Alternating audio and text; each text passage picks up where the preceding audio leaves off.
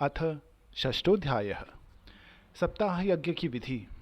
श्री सनकादि कहते हैं, नारद जी, अब हम आपको सप्ताह श्रवण की विधि बताते हैं। यह विधि प्रायः लोगों की सहायता और धन के साध्य कही गई है। पहले तो यत्नपूर्वक ज्योतिषी को बुलाकर मुहूर्त पूछना चाहिए तथा विवाह के लिए जिस प्रकार धन का प्रबंध किया जाता है उस प्रकार ही धन की व्यवस्था इसके लिए करनी चाहिए तथा आरंभ करने में भाद्रपद, अश्विन, कार्तिक, मार्गशीर्ष, आषाढ़ और श्रावण ये 6 महीनों श्रोताओं के लिए मोक्ष की प्राप्ति के कारण हैं। देवर्षि इन महीनों में भी भद्रा, व्यक्तिपात आदि कुयोगों को सर्वथा त्याग देना चाहिए तथा दूसरे लोग जो उत्साही हों उन्हें अपना सहायक बना लेना चाहिए। फिर प्रयत्न करके देश देशांतरों में यह संवाद भेजना चाहिए कि यहाँ कथा होगी। सब परिवारों को सपरिवार पधारना चाहिए। जो स्त्री शूद्र आदि भगवत कथा एवं संकीर्तन से दूर पड़ गए हैं उनको भी सूचना जाए, ऐसा प्रबंध करना चाहिए। देश देश में जो विरक्त वैष्णव और हरि कीर्तन के प्रेमी हों उनके पास निमंत्रण पत्र अवश्य भेजें। उसे लिखने की विधि इस प्रकार बताई गई है। महानुभावों, यहाँ 7 दिन तक सत्पुरुषों का बड़ा दुर्लभ समागम रहेगा और अपूर्व रसमयी श्रीमद् भागवत की कथा होगी। आप लोग भगवद रस के रसिक हैं, अतः श्रीमद् भागवतामृत का पान करने के लिए प्रेम पूर्वक शीघ्र ही पधारने की कृपा करें। यदि आपको विशेष अवकाश ना हो तो भी एक दिन के लिए तो अवश्य ही कृपा करनी चाहिए, क्योंकि यहाँ का तो एक क्षण भी अत्यंत दुर्लभ है। इस प्रकार विनय पूर्वक उन्हें निमंत्रित करें और जो लोग आएं उनके लिए यथोचित निवास स्थान का प्रबंध करें। कथा का श्रवण किसी तीर्थ में, वन में अथवा अपने घर पर भी अच्छा माना गया है। जहाँ लंबा चौड़ा मैदान हो वहीं कथास्थल रखना चाहिए। भूमि का शोधन, मार्जन और लेपन करके रंग बिरंगी धातुओं से चौक पूरे। घर की सारी सामग्री उठाकर एक कोने में रख दें। 5 दिन पहले से ही यत्नपूर्वक बहुत से बिछौने वस्त्र एकत्र कर लें तथा केले के खंभों से सुशोभित एक ऊंचा मंडप तैयार कराएं। उसे सब ओर फल, पुष्प, पत्र और चंदोवे से अलंकृत करें तथा चारों ओर झंडियां लगाकर तरह तरह के सामानों से सजा दें। उस मंडप में कुछ ऊंचाई पर 7 विशाल लोकों की कल्पना करें और उनमें विरक्त ब्राह्मणों को बुला बिलाकर बिठाएं। आगे की ओर उनके लिए वहां यथोचित आसन तैयार रखें। इनके पीछे वक्ता के लिए भी एक दिव्य सिंहासन का प्रबंध करें। यदि वक्ता का मुख उत्तर की ओर रहे तो श्रोता पूर्वाभिमुख होकर बैठे और यदि वक्ता पूर्वाभिमुख रहे तो श्रोता उत्तर की ओर मुख करके बैठना चाहिए, अथवा वक्ता और श्रोता को पूर्वमुख होना बैठना चाहिए। देश काल आदि को जानने वाले महानुभावों ने श्रोता के लिए ऐसा ही नियम बताया है। जो वेद शास्त्र की स्पष्ट व्याख्या करने में समर्थ हो, तरह तरह के दृष्टांत दे सकता हो तथा विवेकी और नित्य निस्पृह हो, ऐसे विरक्त और विष्णु भक्त ब्राह्मण को वक्ता बनाना चाहिए। श्रीमद् भागवत के प्रवचन में ऐसे लोगों को नियुक्त नहीं करना चाहिए जो पंडित होने पर भी अनेक धर्मों के चक्कर में पड़े हुए हों, स्त्री लंपट एवं पाखंड के प्रचारक हों। वक्ता के पास ही उसकी सहायता के लिए एक वैसा ही विद्वान और स्थापित करना चाहिए। वह भी सब प्रकार की संशयों की निवृत्ति करने में समर्थ और लोगों को समझाने में कुशल हो। कथा प्रारंभ के दिन से एक दिन पूर्व व्रत ग्रहण करने के लिए वक्ता को क्षौर करा लेना चाहिए तथा अरुणोदय के समय शौच से निवृत्त होकर अच्छी तरह स्नान करें और संध्यादि और नित्य कर्मों को संक्षेप से समाप्त करके कथा के विघ्नों की निवृत्ति के लिए श्री गणेश जी का पूजन करें। तदनंतर पितृगण का तर्पण कर पूर्व पापों की शुद्धि के लिए प्रायश्चित करें और एक मंडल बनाकर उसमें श्री हरि को स्थापित करें। फिर भगवान श्री कृष्ण को लक्ष्य करके मंत्रोच्चारण पूर्वक क्रमशः षोडश उपचार विधि से पूजन करें और उनके पश्चात प्रदक्षिणा और नमस्कार आदि कर इस प्रकार स्तुति करें। करुणा निधान, मैं संसार सागर में डूबा हुआ और बड़ा दीन हूँ। कर्मों के मोह रूपी ग्राह ने मुझे पकड़ रखा है। आप इस संसार सागर से मेरा उद्धार कीजिए। इस प्रकार धूप दीप आदि सामग्रियों से श्रीमद् भागवत की बड़ी उत्साह और प्रीतिपूर्वक विधि विधान से पूजा करें। फिर पुस्तक के आगे नारियल रखकर नमस्कार करें और प्रसन्नचित्त इस प्रकार स्तुति करें। श्रीमद् भागवत के रूप में आप साक्षात श्री कृष्णचंद्र ही विराजमान हैं। नाथ, मैं भवसागर से छुटकारा पाने के लिए आपकी शरण ली है। मेरा यह मनोरथ आप बिना किसी विघ्न बाधा के संगोपांग पूरा करें। केशव, मैं आपका दास हूँ। इस प्रकार दीन वचन कहकर फिर वक्ता का पूजा करें, उसे सुंदर वस्त्राभूषणों से विभूषित करें और फिर पूजा के पश्चात उसकी इस प्रकार स्तुति करें। शुक स्वरूप भगवान, आप समझाने की कला में कुशल और सब शास्त्रों में पारंगत हैं। कृपया इस कथा को प्रकाशित करके मेरा अज्ञान दूर करें। फिर अपने कल्याण के लिए प्रसन्नतापूर्वक उसके सामने नियम ग्रहण करें और 7 दिनों तक यथाशक्ति उसका पालन करें। कथा में विघ्न ना हो इसके लिए 5 ब्राह्मणों को और वर्ण करें। वे द्वादक्षर मंत्र द्वारा भगवान के नामों का जप करें। फिर ब्राह्मण अन्य विष्णु भक्त एवं कीर्तन करने वालों को नमस्कार करके उनकी पूजा करें और उनकी आज्ञा पाकर स्वयं भी आसन पर बैठ जाएं। जो पुरुष लोक संपत्ति धन घर और पुत्रादि की चिंता छोड़कर शुद्ध चित्त से केवल कथा में ही ध्यान रखता है, उसे इसके श्रवण का उत्तम फल मिलता है। बुद्धिमान वक्ता को चाहिए कि सूर्योदय से कथा आरंभ करके 3:30 पहर तक मध्यम स्वर से अच्छी तरह कथा बांधे। दोपहर के समय 2 घड़ी तक कथा बंद रखे। उस समय कथा के प्रसंग के अनुसार वैष्णवों को भगवान के गुणों का कीर्तन करना चाहिए, व्यर्थ बातें नहीं करनी चाहिए। कथा के समय मल मूत्र के वेग को काबू में रखने के लिए अल्पाहार सुखकारी होता है, इसलिए श्रोता केवल एक ही समय हविष्यान्न भोजन करें। यदि शक्ति हो तो 7 दिन निराहार रहकर कथा सुनने अथवा केवल घी या दूध पीकर सुखपूर्वक श्रवण करें, अथवा फलाहार या एक ही समय ही भोजन करें, जिससे जैसा नियम सुबह तक सध सके उसी को कथा श्रवण के लिए ग्रहण करें। मैं तो उपवास की अपेक्षा भोजन करना अच्छा समझता हूँ, यदि वह कथा श्रवण में सहायक हो। यदि उपवास से श्रवण में बाधा पहुँचती हो तो वो किसी काम का नहीं है। नारद जी, नियम से सप्ताह सुनने वाले पुरुष के नियम सुनिए। विष्णु भक्त की दीक्षा से रहित पुरुष कथा श्रवण का अधिकारी नहीं है। जो पुरुष नियम से कथा सुने उसे ब्रह्मचार्य से रहना, भूमि पर सोना और नित्य प्रति कथा समाप्त होने पर पत्तल में भोजन करना चाहिए। दाल, मधु, तेल, गरिष्ठ अन्न, भाव दूषित पदार्थ और बासी अन्न, इसका उसे सर्वदा ही त्याग करना चाहिए। काम, क्रोध, मद, मान, मत्सर, लोभ, दंभ, मोह और द्वेष के तो अपने पास भी नहीं फटकने देना चाहिए। वह वेद, वैष्णव, ब्राह्मण, गुरु, गोसेवक तथा स्त्री, राजा और महापुरुषों की निंदा से भी बचे।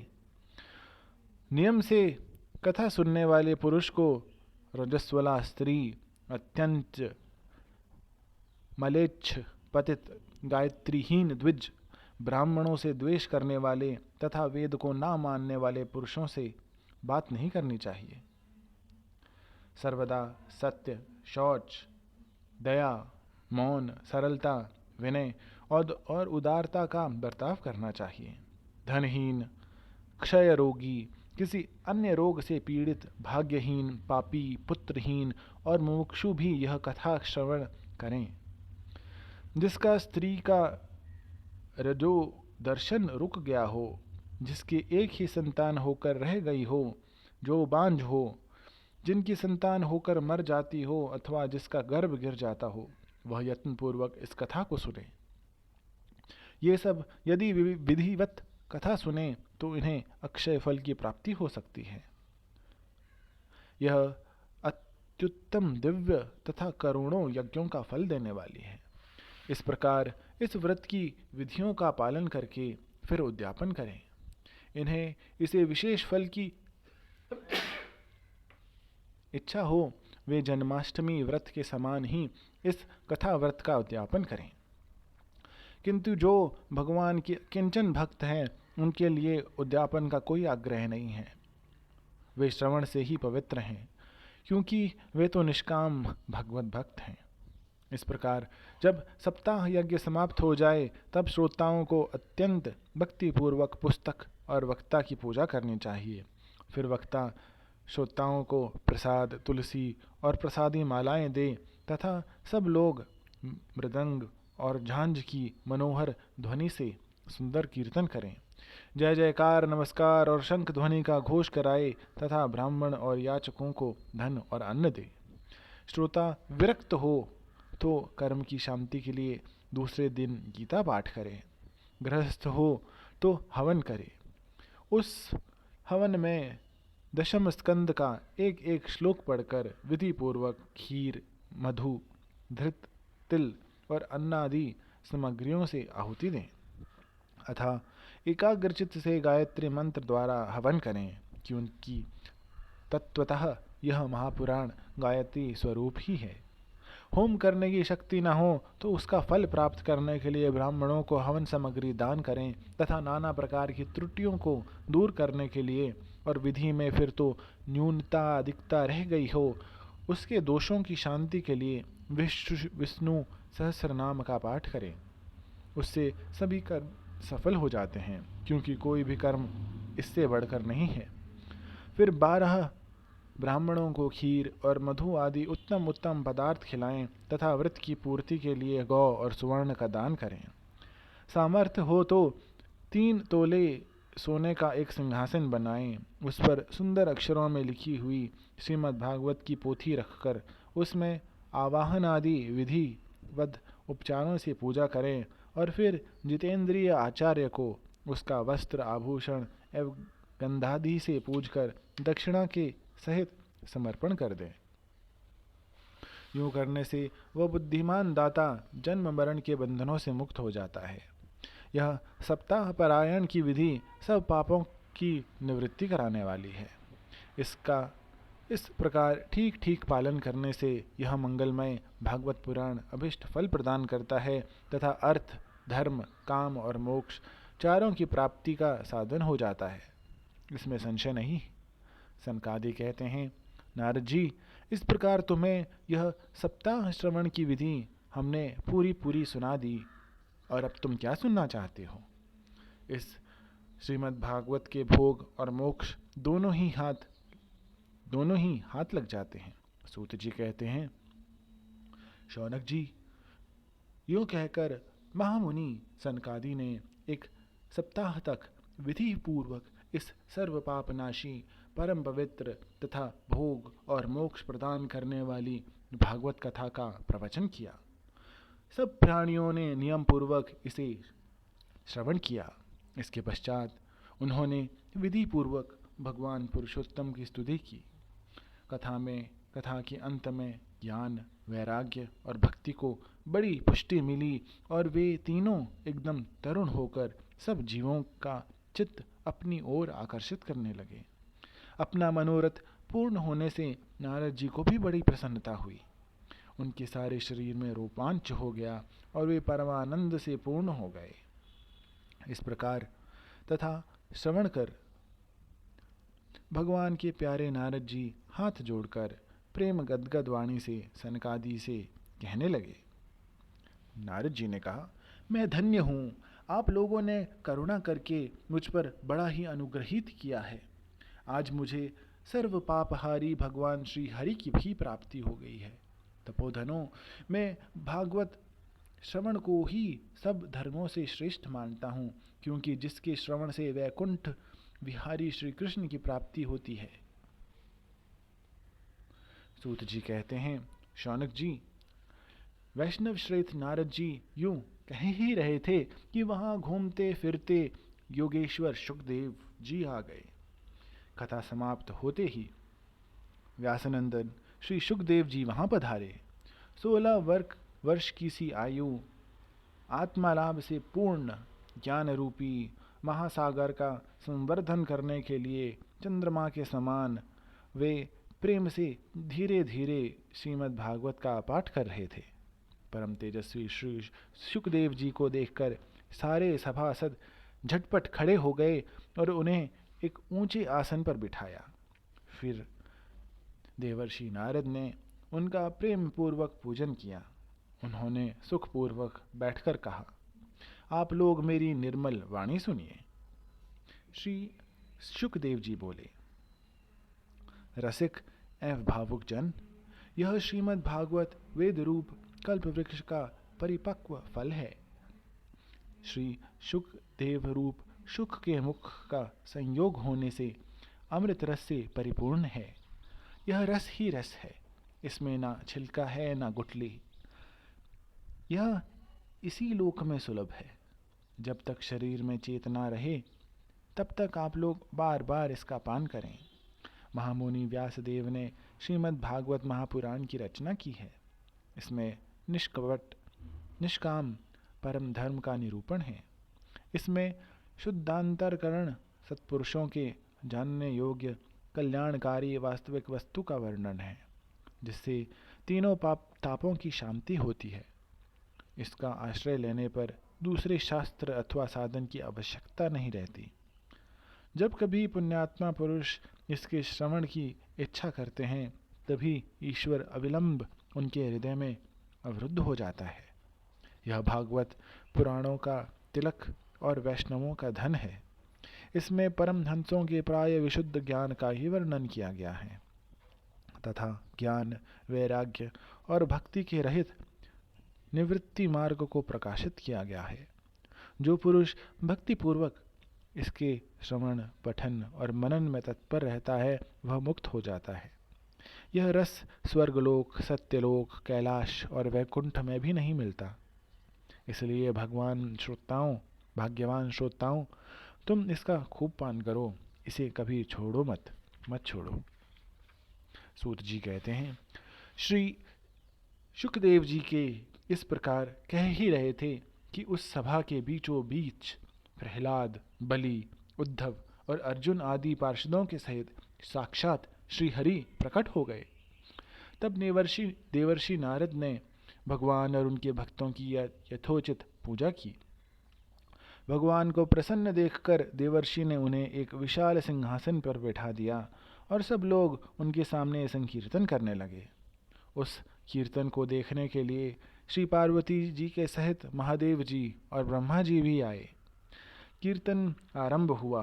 प्रहलाद जी तो चंचल गति से होने के कारण करताल बजाने लगे। उद्धव जी ने झांझें उठा ली। देवर्षि नारद वीणा की ध्वनि करने लगे। स्वर ज्ञान में कुशल होने के कारण अर्जुन राग अलापने लगे। इंद्र ने मृदंग बजाना आरंभ किया। सनकादि बीच बीच में जयघोष करने लगे और इन सब के आगे शुकदेव जी तरह तरह की सरस अंग भंगी करके भाव बताने लगे। इन सब के बीच में परम तेजस्वी भक्ति, ज्ञान और वैराग्य नटों के समान नाचने लगे। ऐसा अलौकिक कीर्तन देखकर भगवान प्रसन्न हो गए और इस प्रकार कहने लगे, मैं तुम्हारी इस कथा और कीर्तन से बहुत प्रसन्न हूँ। तुम्हारे भक्ति भाव ने इस समय मुझे अपने वश में कर लिया है, अतः तुम लोग मुझसे वर मांगो। भगवान के ये वचन सुनकर सब लोग बड़े प्रसन्न हुए और प्रेमार्द चित्त से भगवान से कहने लगे, भगवान, हमारी यह अभिलाषा है कि भविष्य में भी जहाँ जहाँ सप्ताह कथा हो वहाँ आप इन पार्षदों सहित अवश्य पधारे। हमारा यह मनोरथ पूर्ण कर दीजिए। भगवान तथास्तु कहकर अंतर्धान हो गए। इसके पश्चात नारद जी ने भगवान तथा उनके पार्षदों के चरणों को लक्ष्य करके प्रणाम किया और फिर शुकदेव जी आदि तपस्वियों को भी नमस्कार किया। कथामृत का पान करने से सब लोगों को बड़ा ही आनंद हुआ। उनका सारा मोह नष्ट हो गया। फिर वे सब लोग अपने अपने स्थानों को चले गए। उस समय शुकदेव जी ने भक्ति को उसके पुत्रों सहित अपने शास्त्र में स्थापित कर दिया।